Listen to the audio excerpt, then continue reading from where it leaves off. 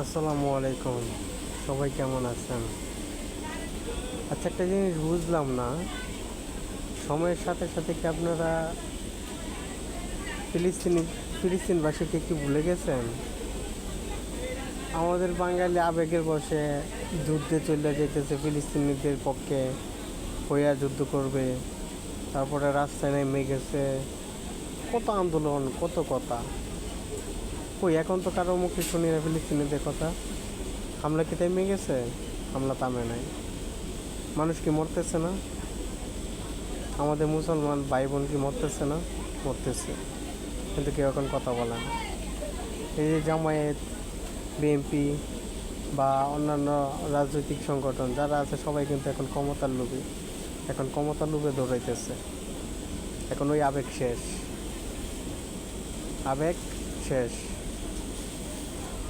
এখন কেউ ফিলিস্তিনের কথা মনেও করে না। এই হচ্ছে বাঙালি, এটা হচ্ছে আবেগ। কেউ তাদেরকে মন থেকে ভালোবেসে কেউ কথা বলে নাই তাদের পক্ষ নিয়ে।